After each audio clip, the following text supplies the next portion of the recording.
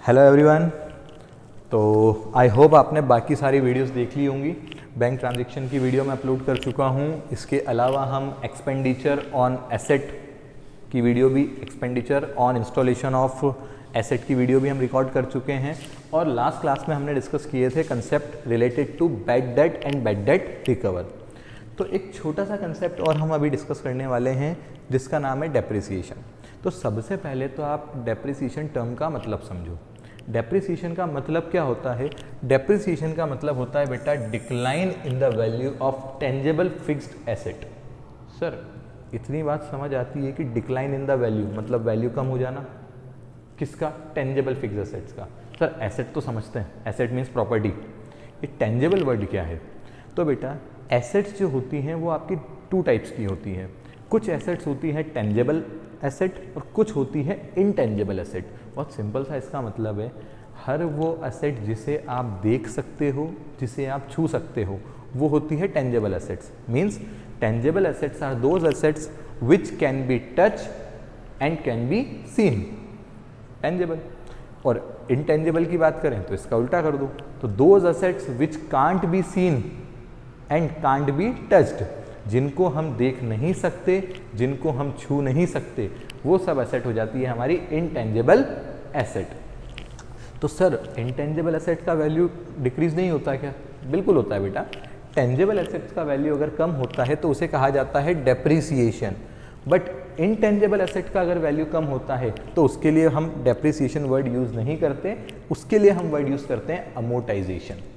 ठीक है, तो अमोर्टाइजेशन और डेप्रिसिएशन का मीनिंग सेम है, सिर्फ डिफरेंस किस बात का है?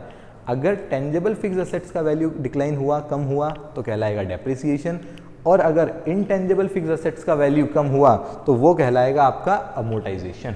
सर एसेट का वैल्यू कम हो रहा है, एसेट का वैल्यू कम हो रहा है, क्या होगा? क्रेडिट। क्या आप ऐसे भी देख लो सर ये हमारा नुकसान हो रहा है, डेबिट ऑल द सॉरी, अच्छा हाँ, तो एसेट तो क्रेडिट हो जाएगी, ठीक है। और डेप्रिसिएशन, डेप्रिसिएशन क्या है हमारा? डेप्रिसिएशन हमारा है लॉस, नुकसान हो रहा है हमारा, तो डेप्रिसिएशन हो जाएगा हमारा डेबिट। तो जब आप डेप्रिसिएशन की एंट्री बनाओगे तो डेप्रिसिएशन की एंट्री क्या बन जाएगी? Depreciation account debit to asset account. क्या एंट्री बनेगी? Depreciation account debit to asset account.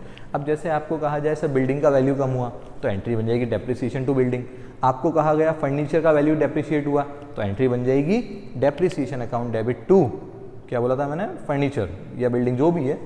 तो कुल मिला के डेप्रिसिएशन आपका हो जाएगा डेबिट क्योंकि नुकसान हुआ है, और जिस असेट का वैल्यू कम हुआ है वो असेट हो जाएगी क्रेडिट।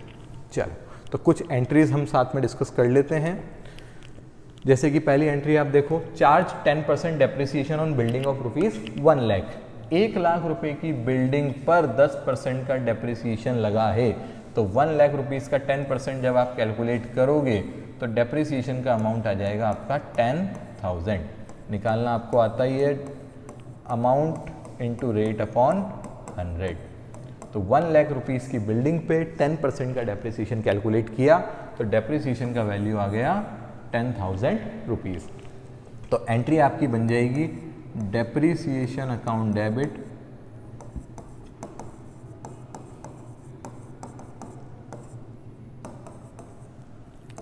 To building account. और बेटा एंट्री हम बना रहे हैं डेप्रिसिएशन की, तो किस अमाउंट से एंट्री बनेगी?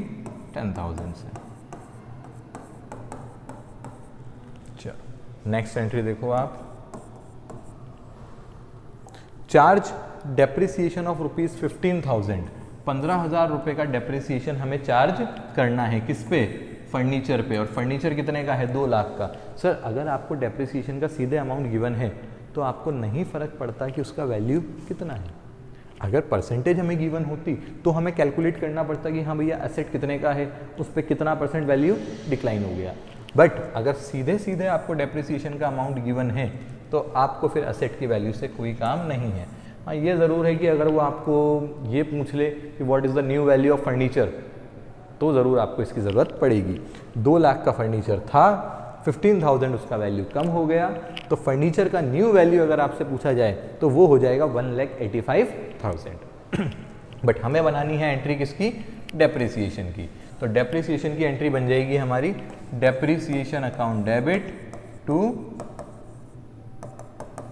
Furniture account.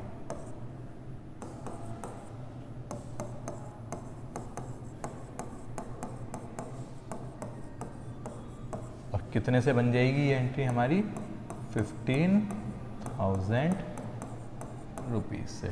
नरेशन आप डाल देना सारी एंट्रीज के साथ।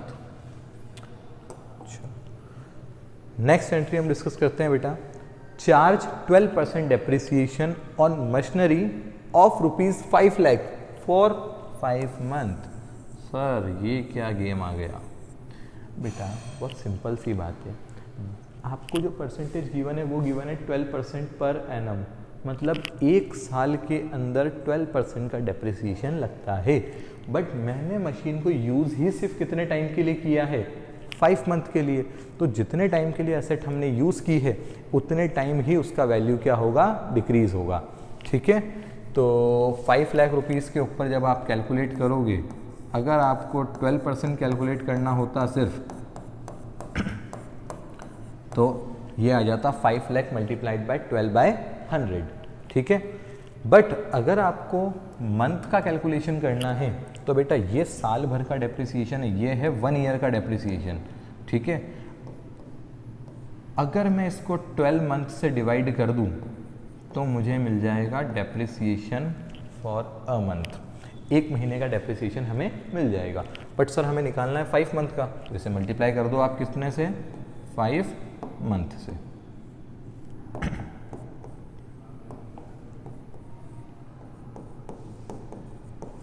जब आप इसको सॉल्व करोगे तो आपको आ जाएगा 12 से 12 कैंसिल आउट हो गया, 100 से 2 0 चली गई, 5000 इंटू 5 हो गया 25,000।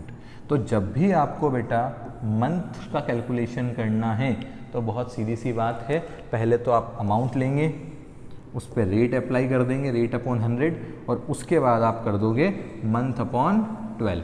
5 मंथ का कैलकुलेशन करना है तो 5/12, 6 मंथ का कैलकुलेशन करना है तो 6/12, 8 मंथ का कैलकुलेशन करना है तो 8/12 कर दोगे। ठीक है, उसके बाद कैलकुलेशन आप कर लेना और फाइनली हमारी एंट्री बन जाएगी क्या, डेप्रिसिएशन अकाउंट डेबिट